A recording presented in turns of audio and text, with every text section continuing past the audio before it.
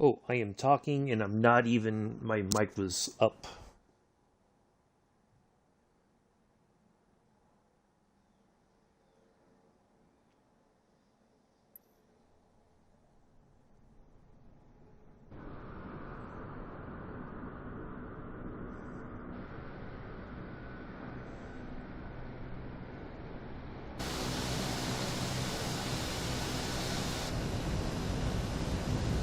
Okay, so let's get in here. Turn the weather off. This should be a very quick flight.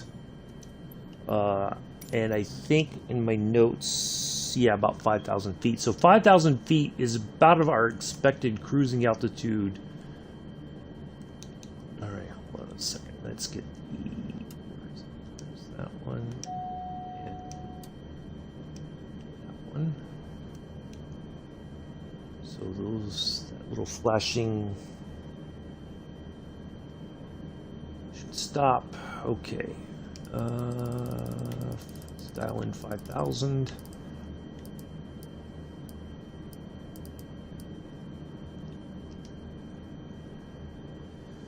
Okay. Take the parking brake off. Let's just have a quick look around.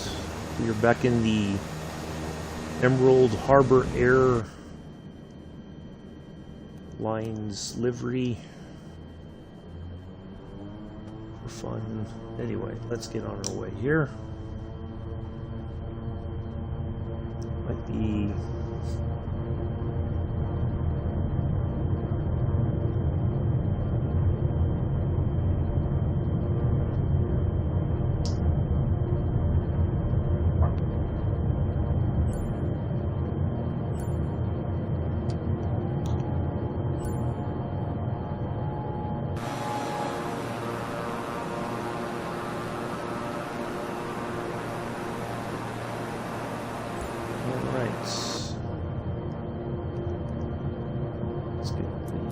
autopilot on. Foggy 237, contact Brindisi Center on 123.905. Good day. 123.905 Froggy 237. Brindisi Center Froggy 237 is passing 1,000 feet, climbing 5,000 feet. Froggy 237, Brindisi Center, altimeter 29.902, continue as planned. Froggy 237, keep speed down about 200 knots. Well below that, that's for sure. Keep speed not above 200 knots, Froggy 237.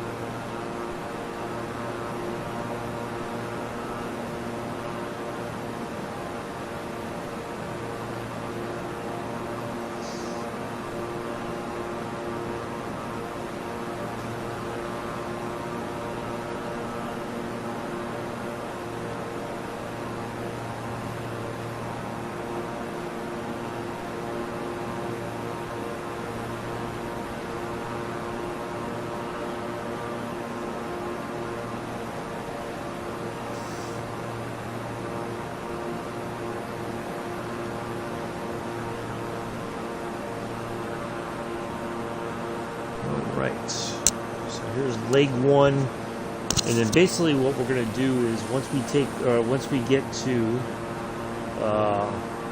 Fontana Rosa, and then we will pop out and we will plan our next leg, which should be a fairly easy thing to do. I wrote down all the pertinent information, so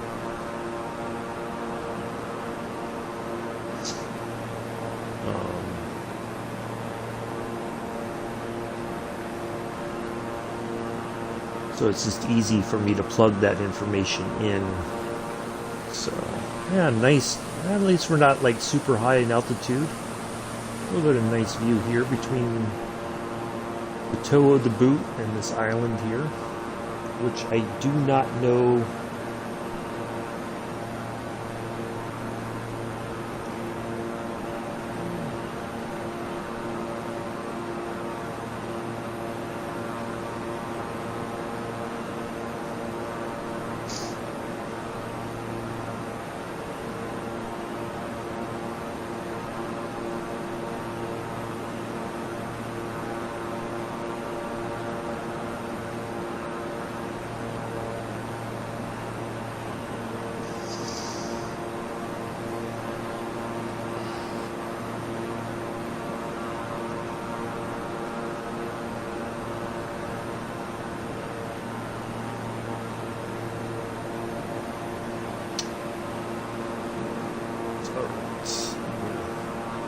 Water here.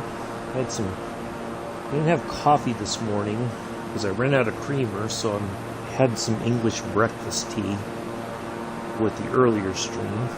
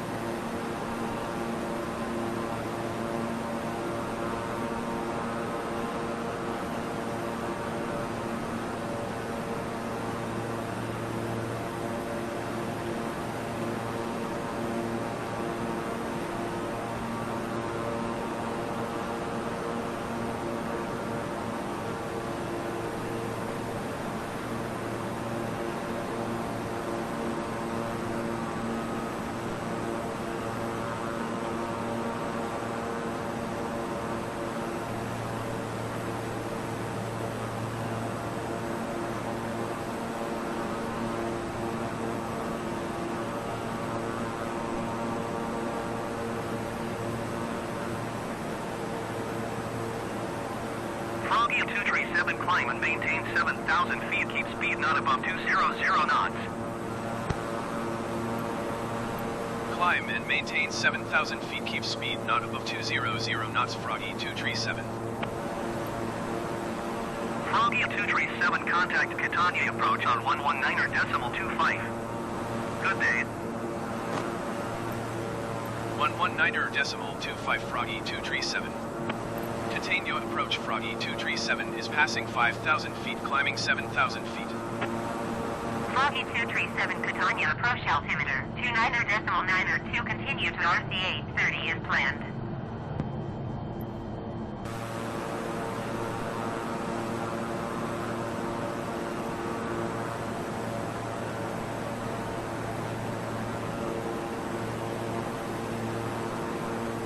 Froggy 237, you are 20 miles northeast. Descend and maintain 3,000 feet. Expect RNAV Yankee runway 26 approach via Tokla transition. Cleared to Tokla. Descend and maintain 3,000 feet. Expect RNAV Yankee runway 26 approach via Tokla transition. Cleared to Tokla. Froggy 237.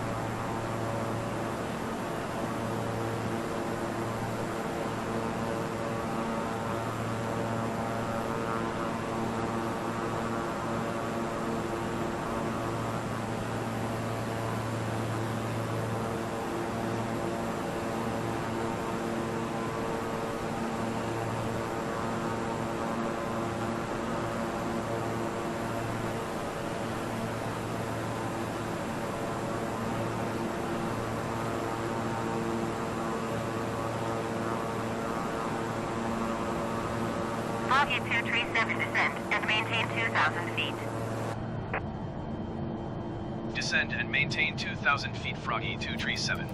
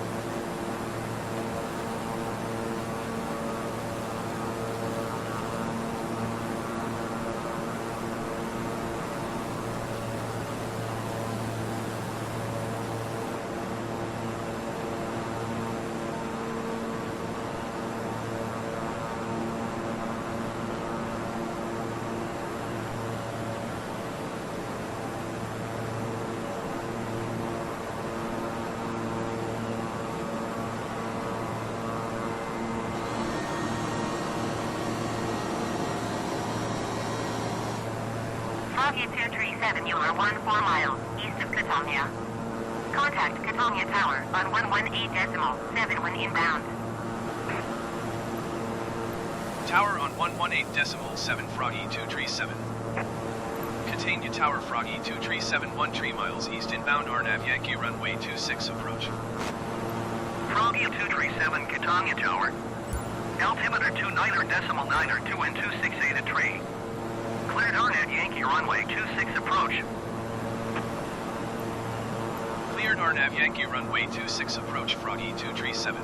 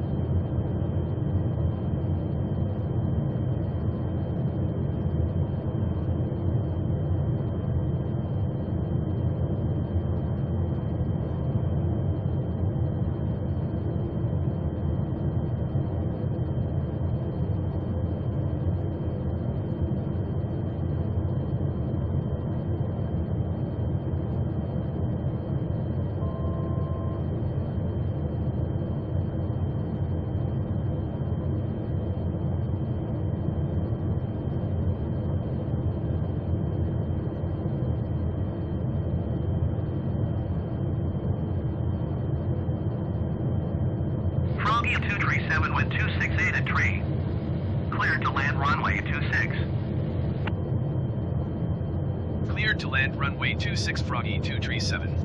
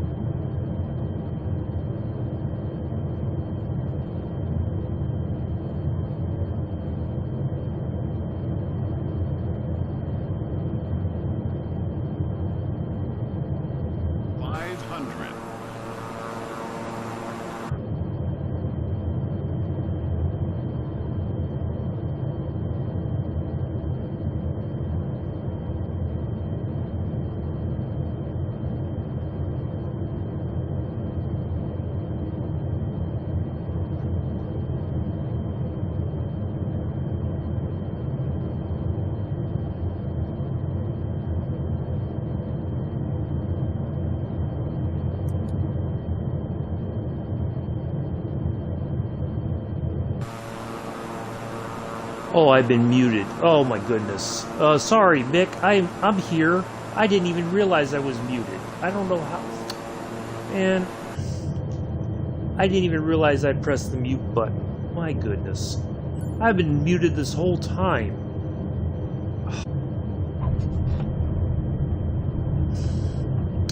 I feel like such an idiot now. Oh my God.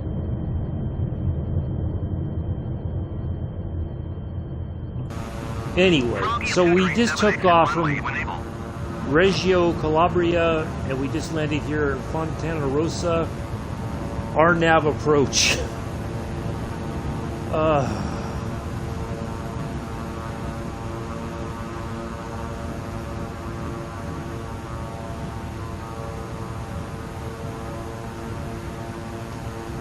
can feel like a complete idiot right now, trust me. I'm just...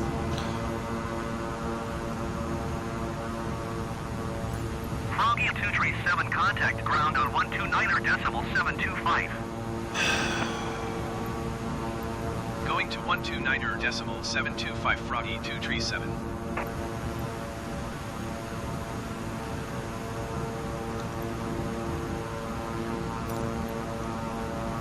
Continue ground, Froggy 237, request taxi to parking. Froggy 237, taxi to General Aviation Parking using taxiway Delta Alpha. Taxiing to General Aviation Parking using taxiway Delta Alpha Froggy 237.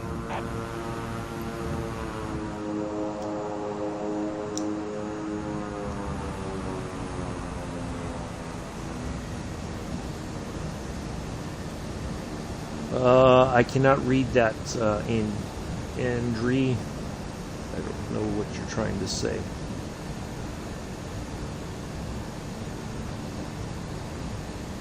I don't have the means to translate it right now, but if you're saying hello, hello.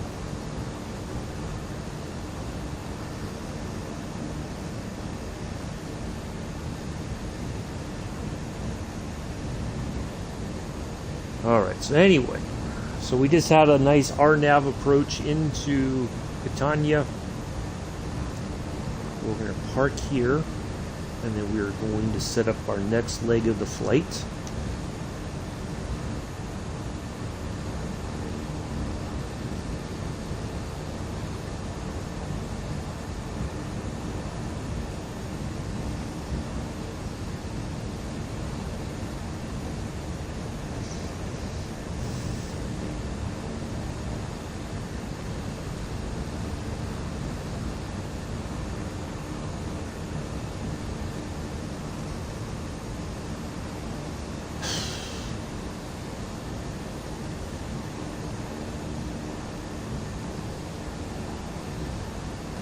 Yes, hello Andrew. Welcome to the stream. Apparently all this time I've been talking, I've been muted.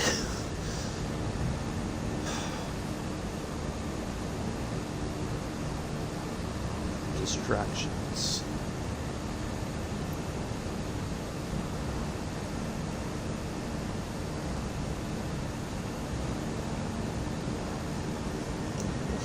Just a smidge more, and then we can stop the engines here, and then we'll set up for our next flight.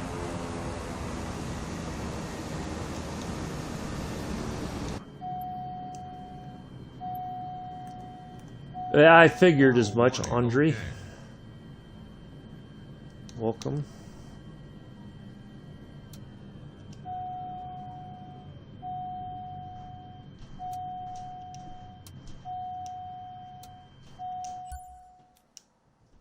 Alright, there we go.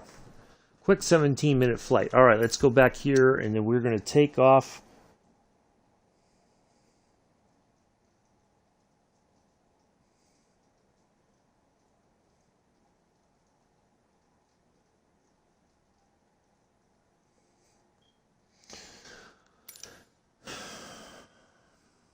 Alright, let's see. Let's go back in here and then file or go into our next flight plan.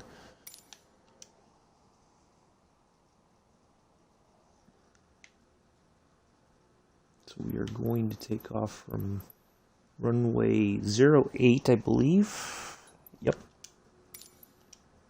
And we are going to come around and land. Where did it go? Yep, right here. 05. That is going to be an IFR flight departing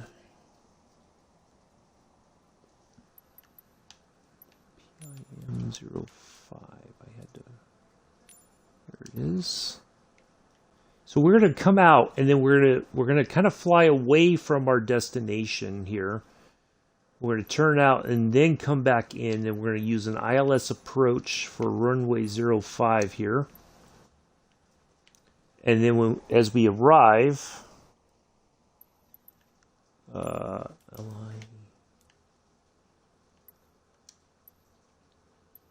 see, it's very tricky with these menus sometimes.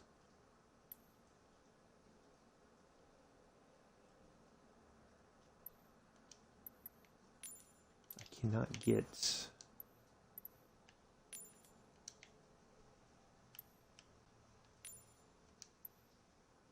There we go. All right. So we're going to come in this way, and we're going to go kind of just around the edge of the runway here. We're going to turn, come out, and then turn back in for our approach into runway 05. All right. So let's get in here and get this done.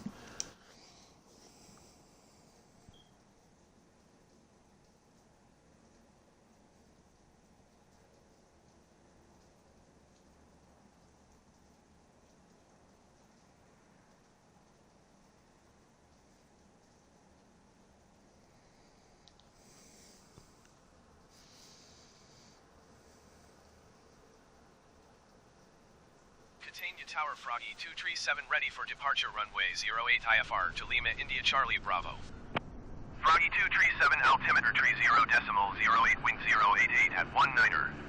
Cleared for takeoff runway 08. That's interesting that we had I mean, there was no issues, no weather when we, before I took off, even there wasn't like any indication that there was a storm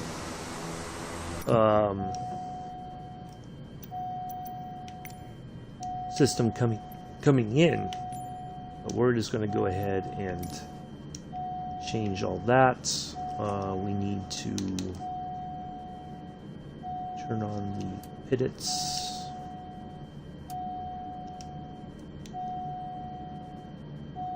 Oral warning, okay. All right, 13,000 feet is our.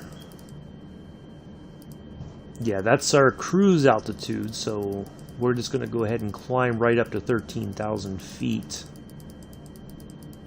And then we're just going to try to get up to our cruise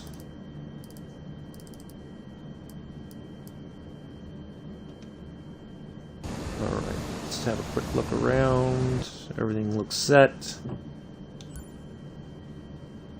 And let's get on our way.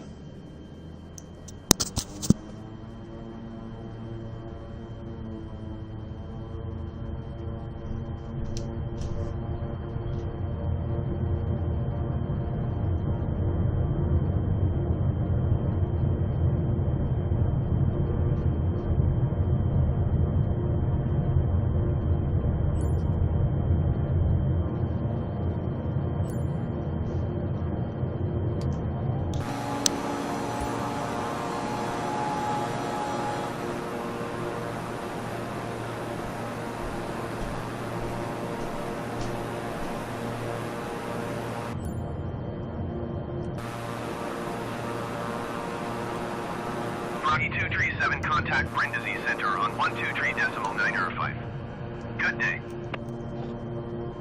123.905 for Froggy 237.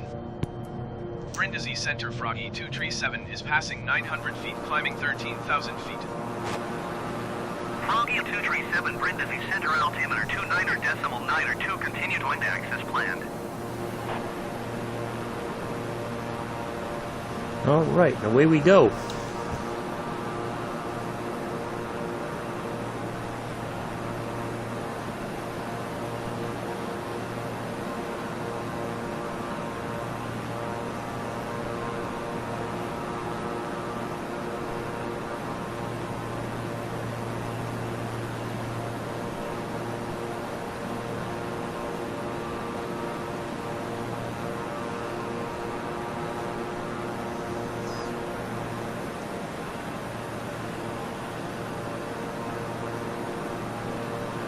Hello, Daniel.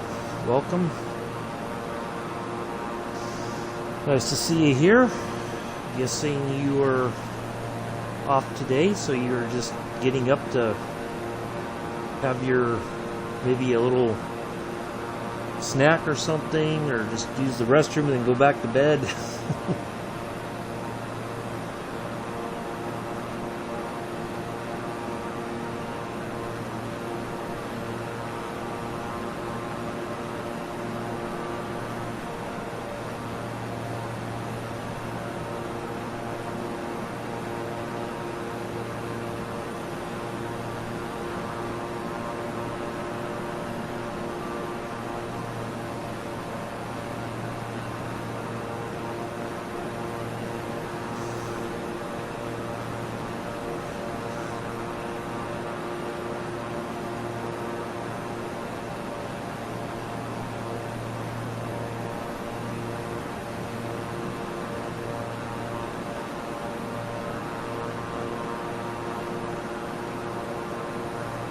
Just chilling in bed. Oh, nice. Very good. Oh, we've got a nice little... We just took off from this island that is next to the toe of Italy. So...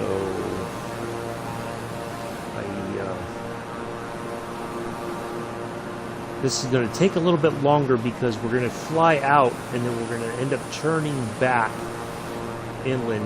But I did this kind of a straight out approach, so it's a little bit easier to climb and get everything kind of set up for the rest of the flight, I guess, in a way.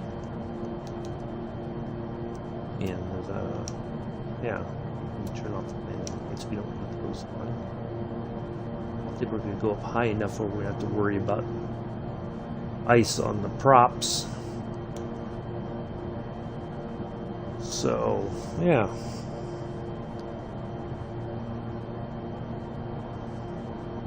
Hopefully everybody's having a good Thursday. Kind of quiet. It's probably going to be a little quiet in the chat.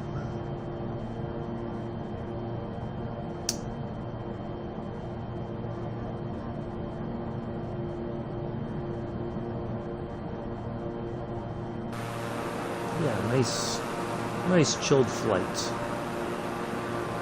compared to this morning's stream on World 2. Yeah, we don't need to rehash all that.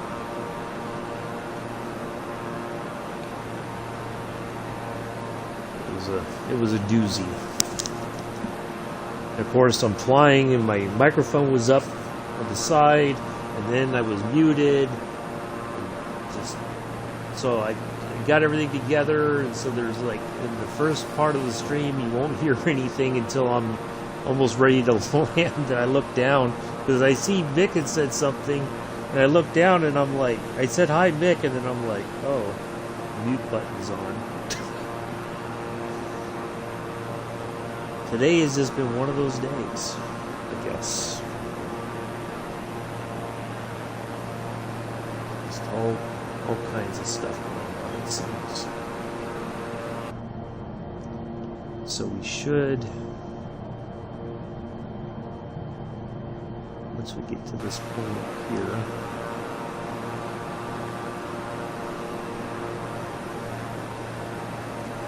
yeah, today's just been one of those days. I don't know what it is, but it's just like, I don't know.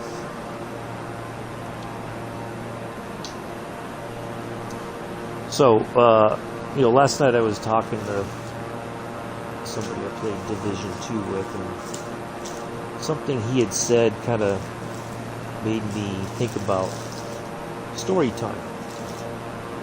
And so today's story, of course, my stories usually center around my time in the Army. So today's story is about, I don't want to say it's not expectations. It's about when you, I guess it's about instruction and how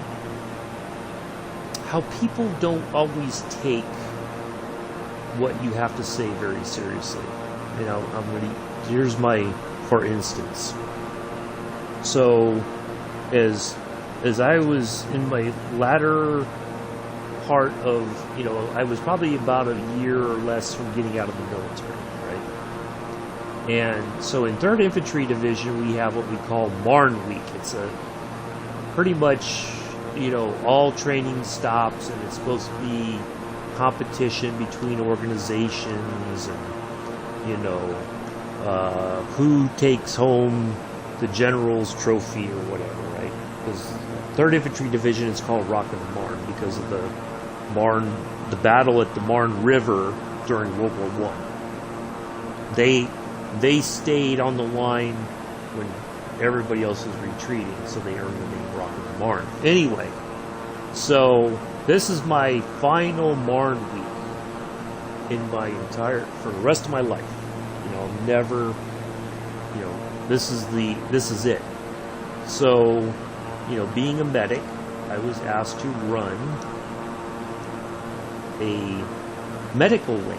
So basically what it is, you have a patient, a dummy, that has injuries on it. Now, some of those injuries are very easy to see, like a leg's been blown off or an arm or whatever.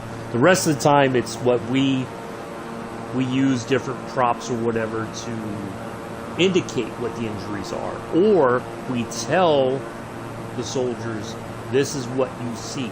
What are you going to do? So I had 4 soldiers come through my lane. I said, your patient is over there. You're going to move. You're going to secure the patient, get the patient on the litter, bring the patient back here as quickly as possible. Do not drop the patient. Be safe, but be expeditious in your movements. All that kind of stuff, right? So they go get the patient. They come back, and I say, okay, you see bleeding, so they stop. They take action to slow or stop the bleeding. Okay, I said, you're check, and then they have to check the breathing. So they, the whole look and listen. You're looking down the chest to see if there's equal rise and fall. And I say, you have unequal rise and fall in the chest. Now, everything that I told them, this isn't something that is just within the scope of medics that we go to school for 4 months to learn. This is all stuff that every soldier is supposed to know about. They call it like buddy aid, right? So they don't. I get the deer in the headlights look, right? Unequal rise and fall of the chest. What are you going to do for the patient? They have trouble breathing. Deer in the headlights look still. Now I'm getting a little bit annoyed because the 4 soldiers in front of me had all recently attended the buddy aid course that we teach as medics, right? They have to be certified every year or so. They go through to make sure that they are up on their skills, because what if I was that patient? I can't tell them what to do because I'm already having trouble breathing. You know? So finally it dawns on them, oh, I need a chest seal. But they don't have one in with their equipment. So I'm like, all right, I'll go. I ran and got one out of our stuff that we had for training. And as I go back over to them, I toss it to them, right? It wasn't like I threw it at them in a malicious way. It was just, I tossed it to them. Now, even though they got the chest seal on, in theory, the fact of the matter was, I'm like, you know what? You're done here. Your patient died because you didn't treat tension pneumothorax, meaning there was an injury to one of the lungs, causing the deflated lung to push against the inflated one. Right? So I'm like, yeah, your patient died. You guys, I'll give you some marks for your effort, but I cannot give you full marks because your patient died. Right? So I give them their paperwork and I send them on their way. So a senior person, someone who outranks me, comes up to me and says, Sergeant Breimer, you were very unprofessional with those soldiers.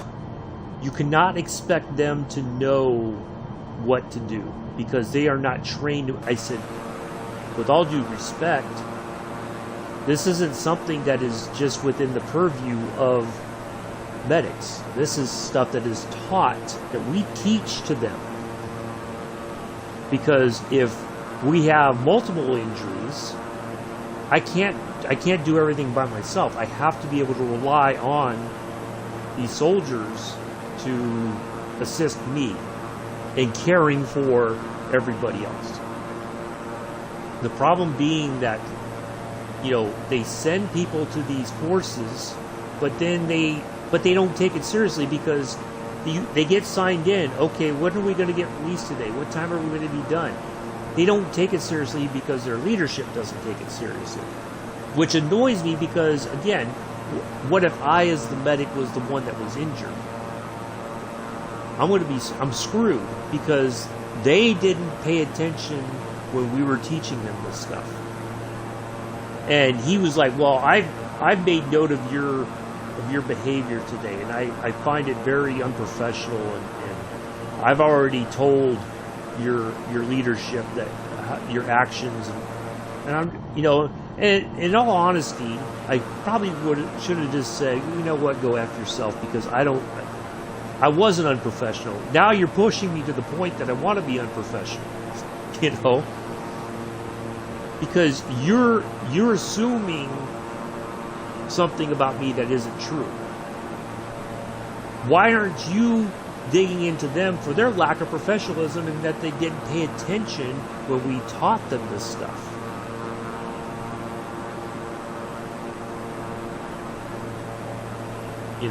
Because I think I even tried to tell the guy, or the senior person, what if it was you that was injured and the soldiers who you believe are capable of helping you are lost in the sauce? How would that make you feel? Well, that's irrelevant. No, it's very relevant. You know, it's okay to make the mistakes in training. It's not okay to make the mistakes when the you-know-what hits the fan. So that's my story for today. But despite my best efforts sometimes, I'm often reminded of things that happened during my time in the military that just, in some ways, it's mind-blowing. But in other ways, it's like, it's to be expected because people throw their rank around and they got the pointy finger and they, the accusatory tones that have no legitimacy otherwise, and just, but it's like, what, how, you're talking about my lack of professionalism. I feel it's their lack of professionalism that got them in that position because their leadership never took any of it seriously.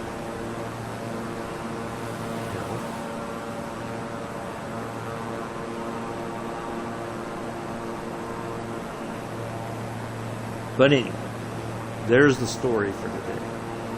So I guess what it was my friend and I were talking about is kids weren't listening that day. And that's what reminded me, of that story, that you can tell people, you can give them all kinds of information and try to help them grow, for instance, right? But if the person isn't willing to hear what you're trying to say, or they don't take it seriously, they can't be surprised or upset when you kind of get into them and say, this is not acceptable behavior. I expect better from you. Especially with kids, I guess. Your attitude is unacceptable. I expect better from you. Because I know you're capable of better. But it's like we're now in a world where it's like there's just this laziness that if you are critical and you're trying to extract the best from people, somehow you are a terrible person. Like I had a student that I was tutoring in beginning photo, and she was struggling. And I said, okay, well, let's go back and review the basics. Let's go back to the fundamentals and make sure that we aren't missing anything. And she said, no, I'm not going back to the basics. I'm done with you because I feel like you're wasting my time. Very just bluntly said that. You're wasting my time, and I'm not gonna tolerate that anymore.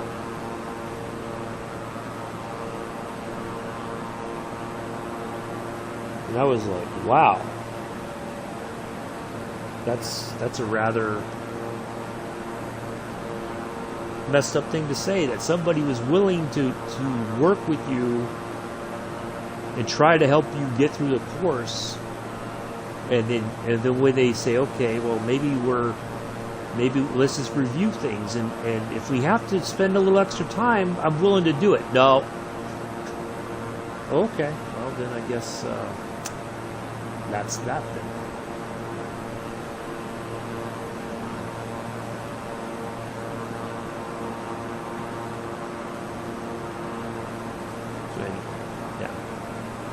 There was a postscript to the story. How about that?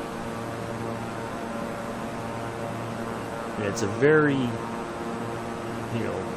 it hits you right in the heart when somebody says that they feel that you've wasted their time, and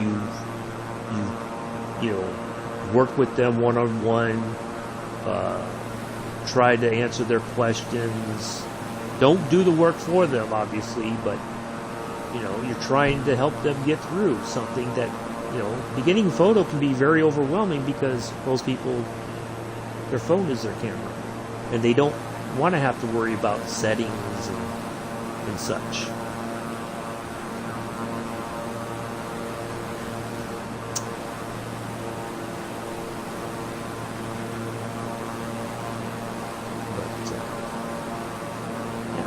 Anyway, there we go. Story time completed. And of course, Bithers wasn't here to hear story time. If he happens to watch us on the restream or replay, there you go, Bithers. There's your story time. You just weren't here to hear it live. That's okay.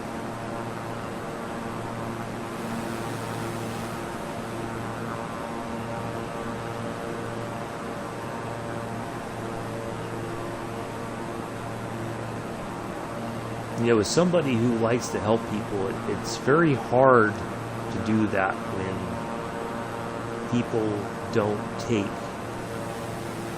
your time seriously.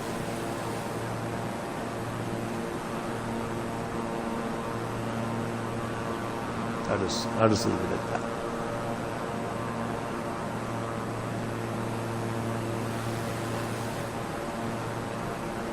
And I know I've probably been guilty of that myself. I think we all have in one way, shape, or form. And hopefully we recognize that somebody was trying to help us improve in life.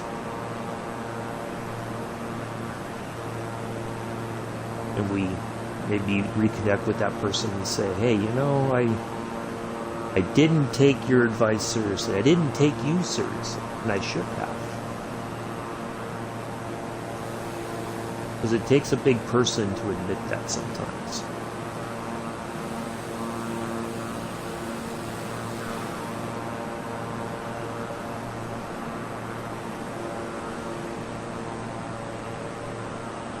And it's generally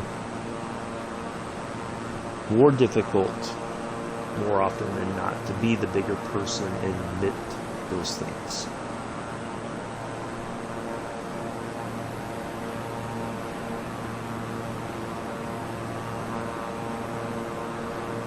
Because then it means we are allowing ourselves to be vulnerable.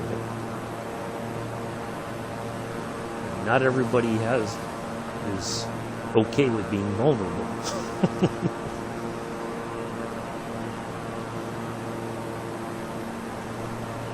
It's a scary thing.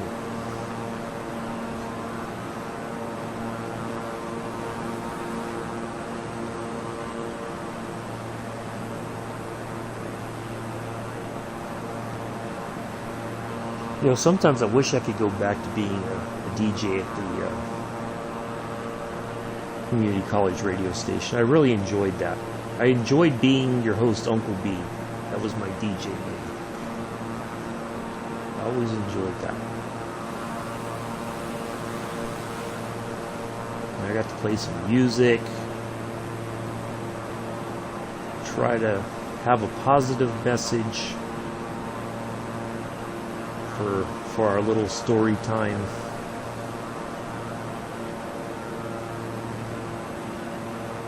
I miss that.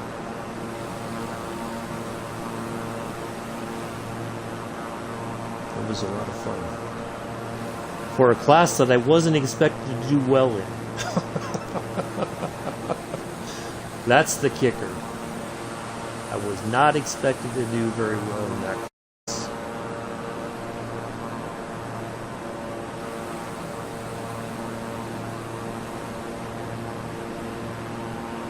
That's okay. Sometimes you exceed people's expectations, and they're not prepared for that. They don't quite know what to make of it.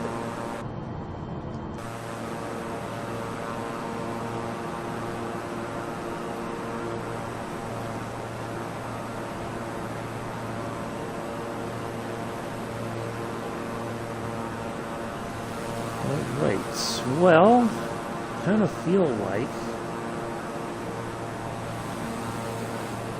I think we can get down to 8,700 feet. Go ahead and drop some altitude here so that we are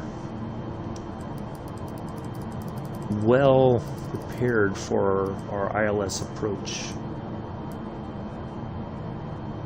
into our destination there.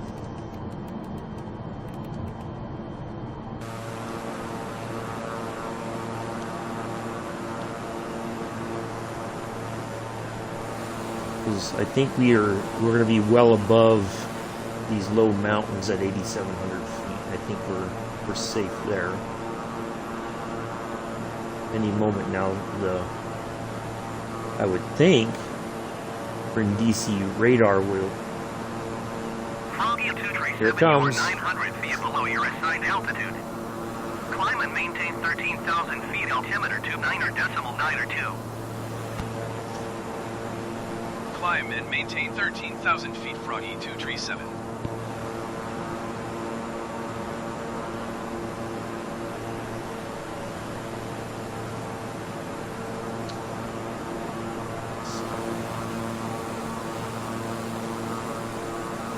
What I notice around Italy is there's a lot of military bases,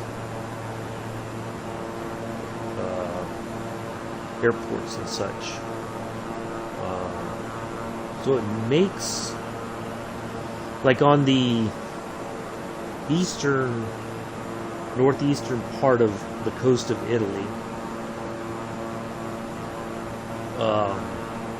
it's very difficult to fly along there because there's just not many airports for whatever reason. Like, you know, what we're getting ready to land at. Froggy 237, please expedite your climb. It's kind of crazy. Alright, so we're going to track to the left here.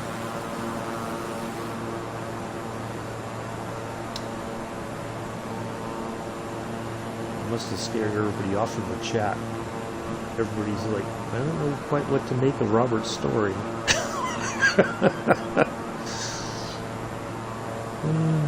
That's okay.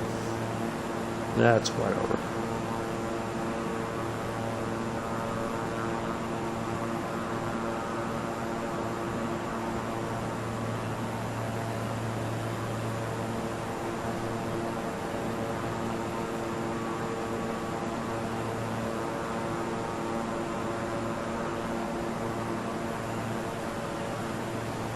Froggy 237, please expedite your climb 13,000 feet.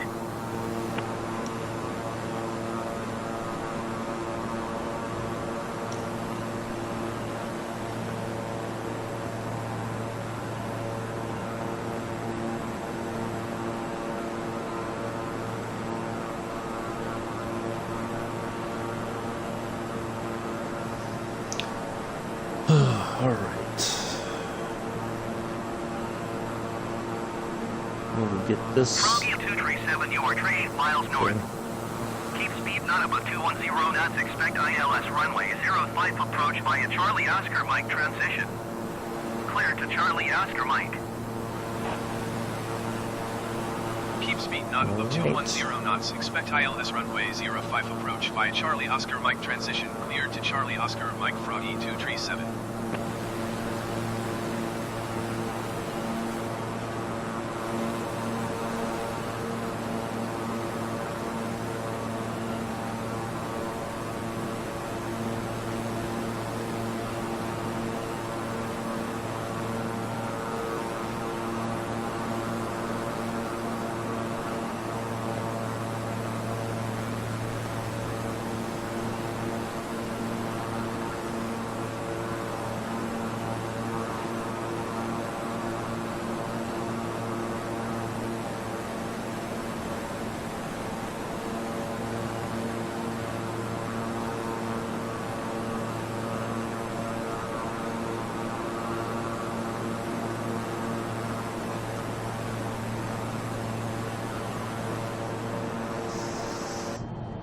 Okay, so we should be on our way.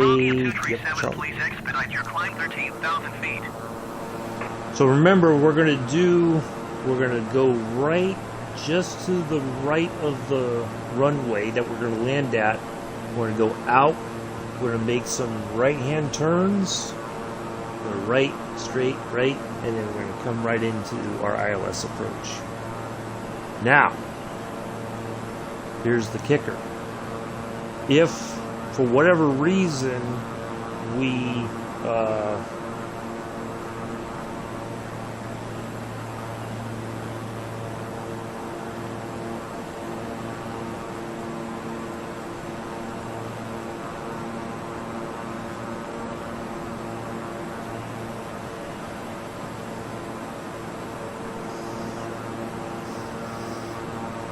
Froggy 237, please expedite your climb 13,000 feet.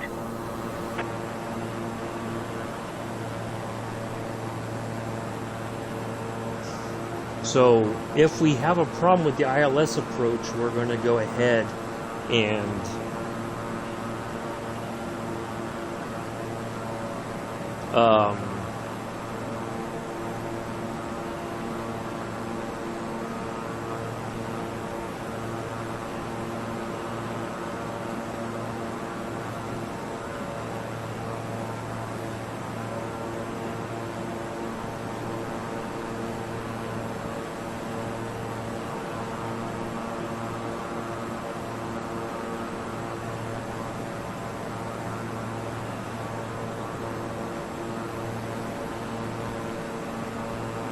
Froggy 237, please expedite your climb 13,000 feet.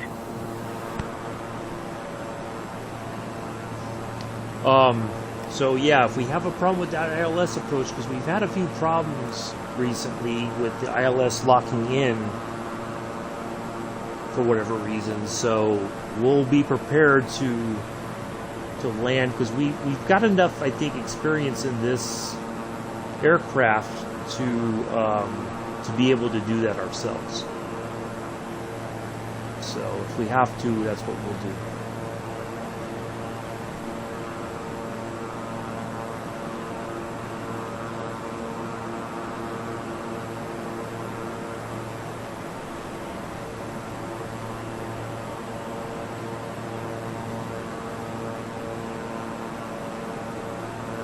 Froggy 237, please expedite your climb 13,000 feet.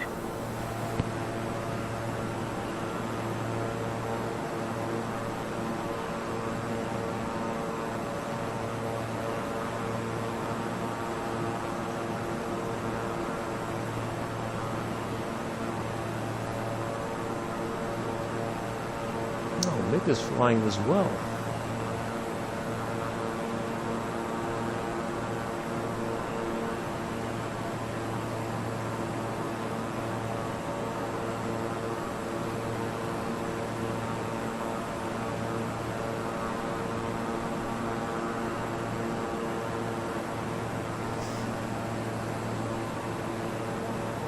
Froggy 237, contact Catania approach on 119.25. Good day. 119.25 for Froggy 237. Contain your approach. Froggy 237 is passing 8,700 feet, climbing 13,000 feet. Froggy 237 Catania approach altimeter 29.902, continue to Charlie Oscar Mike land. Froggy 237 descend and maintain 7,000 feet. Descend and maintain 7,000 feet, Froggy 237. Froggy 237 descend and maintain 5,000 feet. Descend and maintain 5,000 feet, Froggy 237. See, we're in pretty good shape now to get down to 5,000 feet. So that's a good thing.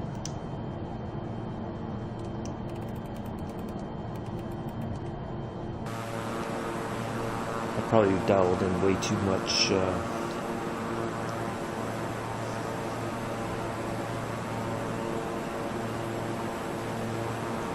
My co-pilot Dave is broken.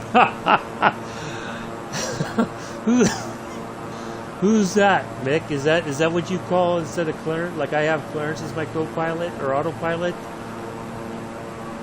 You call your autopilot co-pilot Dave?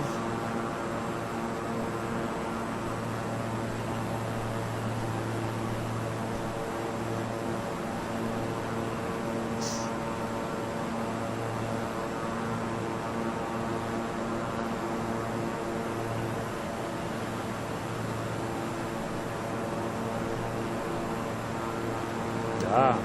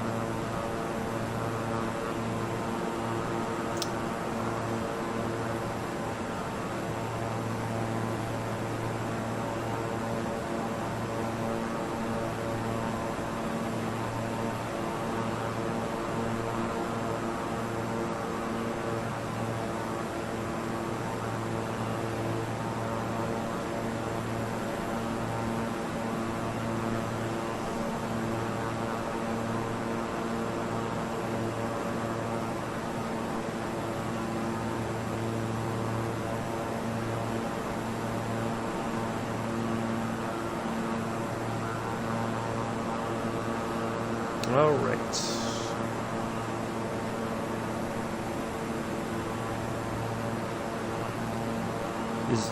Is that also, is that Pulse as your co-pilot as well?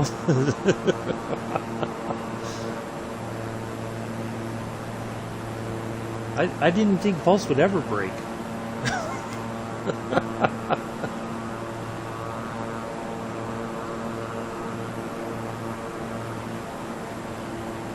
Thought you had a backup. Pulse is supposed to be your autopilot. Don't tell me both autopilots are useless.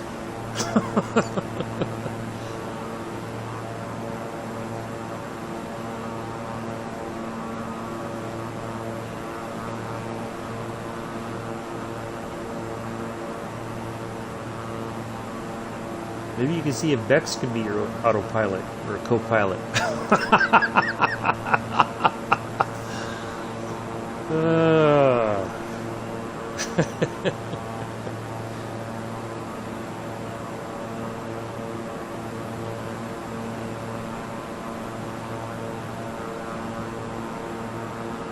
Alright, so as soon as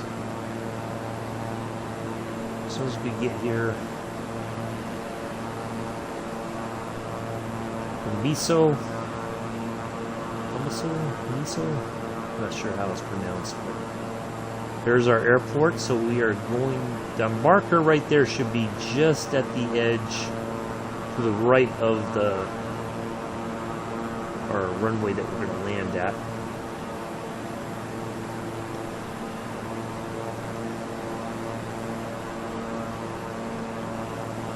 Figured this would be a nice approach in for our landing, because we're going to go out over the water and then come back in. We are trying to work out why autopilot. Oh, yeah. So, which are you in, the A320 or which plane are you in, Nick?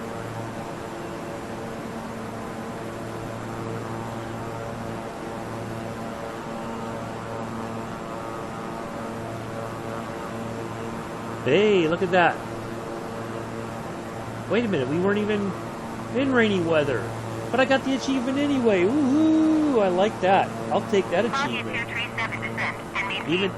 Even though I'm not in inclement weather. Descend and maintain 3,000 feet, Froggy 237. Hey, I'll take that achievement. Thank you very much. Maybe we did do enough hours the other day and it just took a while for it to take effect.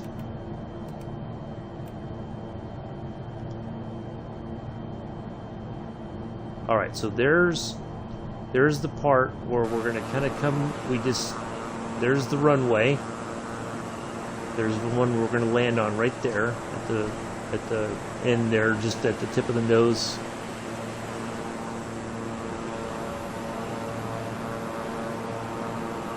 So we are gonna go out this way.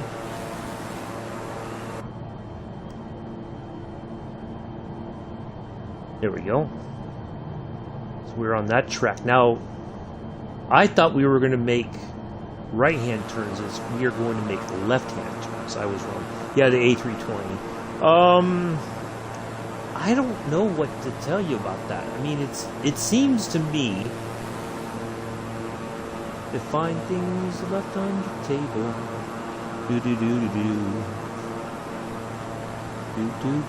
Anyway, it seems to me that it's a hit and miss with that plane.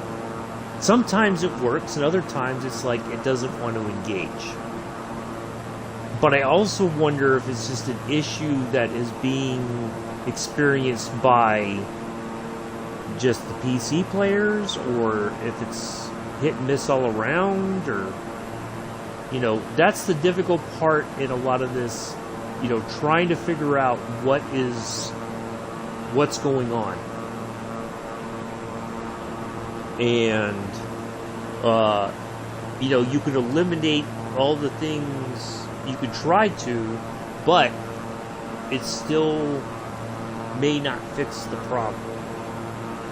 Or if you eliminate things, like you take things out of folders or whatever. Like I hear a lot of people talking Foggy about that in the 237, you forums. are 7 miles west of Lima, India Charlie Bravo. Contact tower on 125.275 when inbound. And they say, "Oh, I cleaned out this folder, and then I still have these Tower on problems." 125 Or 275 Froggy 237. for whatever reason, Tower Froggy 237 the 8 problems miles west are inbound ILS runway increased. 05 approach. you know, Foggy so 237 tower. Altimeter I really don't know 900 what to tell you about that one because it's a very weird situation. You know. Cleared ILS runway 05 approach Froggy 237. Alright, let's get some flaps down. Let's get our landing lights on. Because you know, I like to have all the lights on. So they know we're coming in.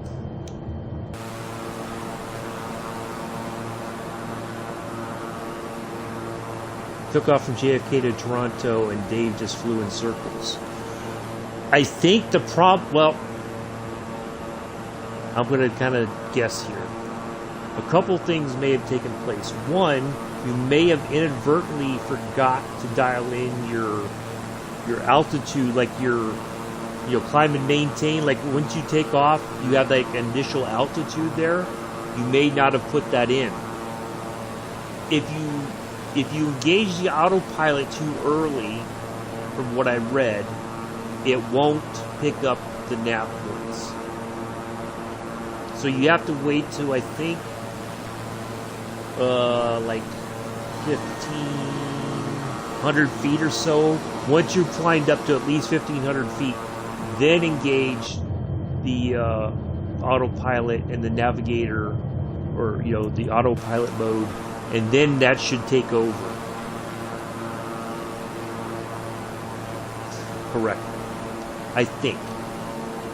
There seems to be an issue with it won't engage until you are past a certain altitude.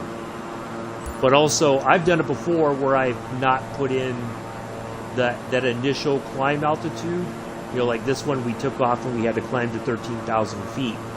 Instead of, normally we get like, especially for the big jet planes, go to 10,000 feet, and then or 7,000 feet, and then you start increasing your altitude, usually kind of in steps, it seems like, but not always.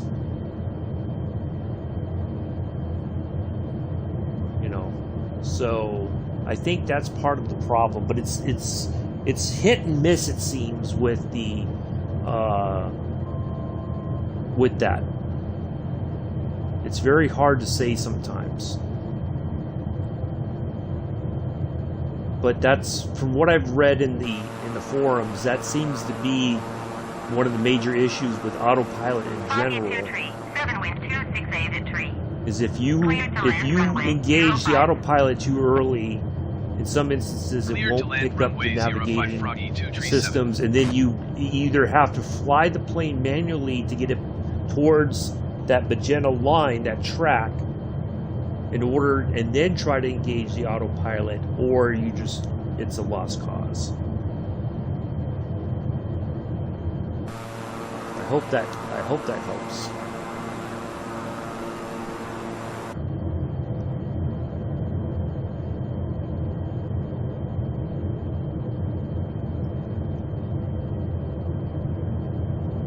But that's what it seems to be the prevailing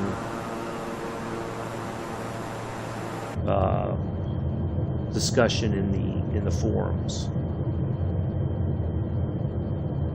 All right, seems like we're lined up on the ILS approach. We're slowed down enough, so of course we are ready to kick the autopilot off if it seems like we start drifting too far to the left or the right. So, anywho.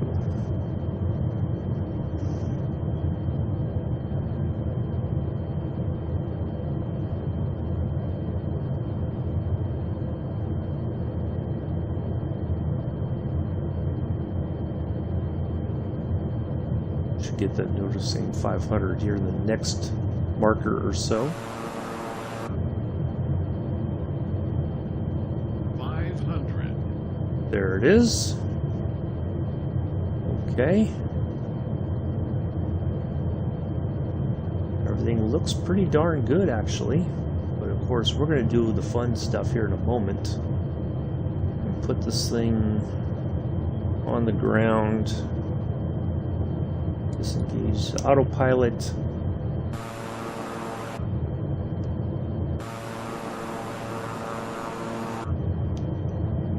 Probably cut that a little too early.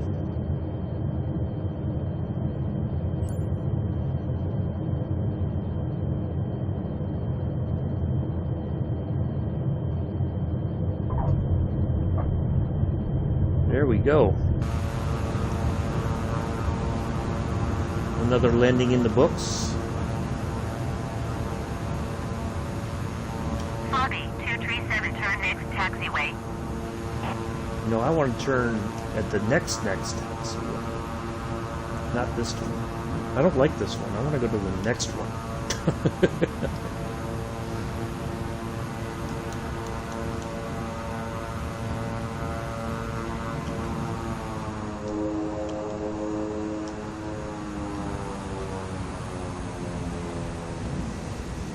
I always feel like my throttle sticks a little bit when I come in for a landing. That I have to reverse the engine and then it... Turn next taxiway. Foggy 237, contact ground on 125.275. Going to 125.275 Froggy 237.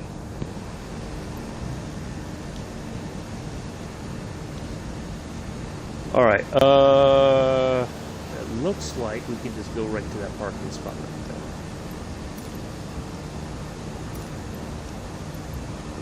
Right, it seems like we can't contact ground, but looks like there's somebody waiting for us right there, so we're just going to go ahead and, well, let's stop and see if it gives us, nope, okay. Well, we're just going to go to the parking spot right there. Nice story, nice landing. You're spoiling us. Well, I do try. Story time isn't always going to be and positivity, because that's not real life.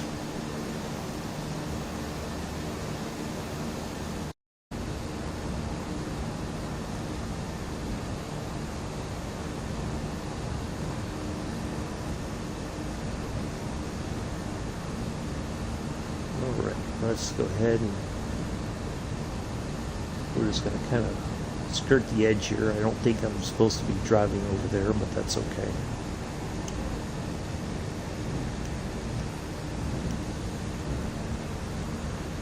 Oops. Now the brakes want to work really well.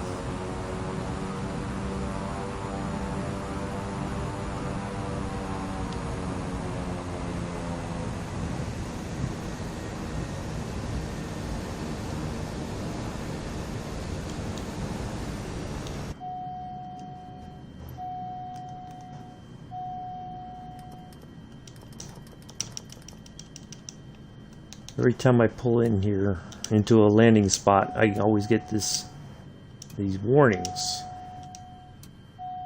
And it gets a little annoying.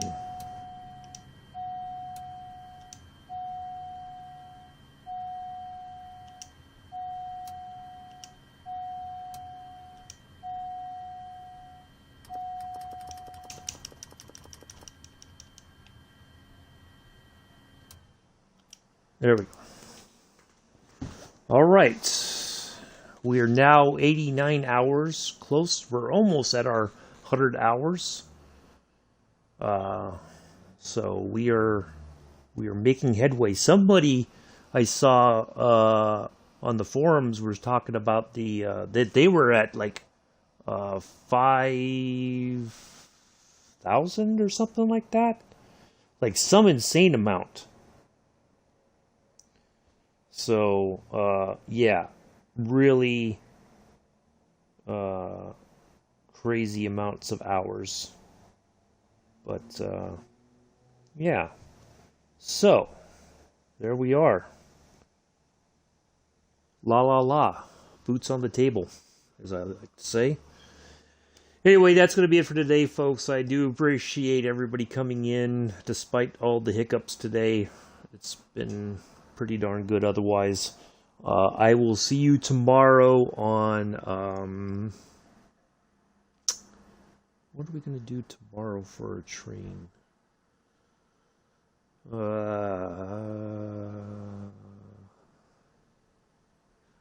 want to go back to... you know what we haven't done in a while? Southeastern High Speed. Let's do Southeastern High Speed tomorrow on the 395. We'll do a little bit of... Since we didn't get to do technically a fast service today, that's going to be our fast service tomorrow then. How about that?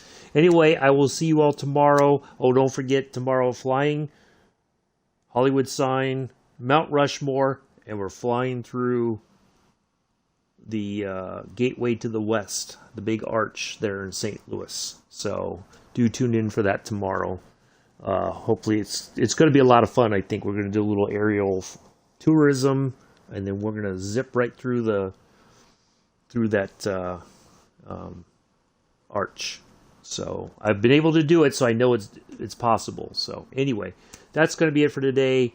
Take care. Enjoy the rest of your Thursday.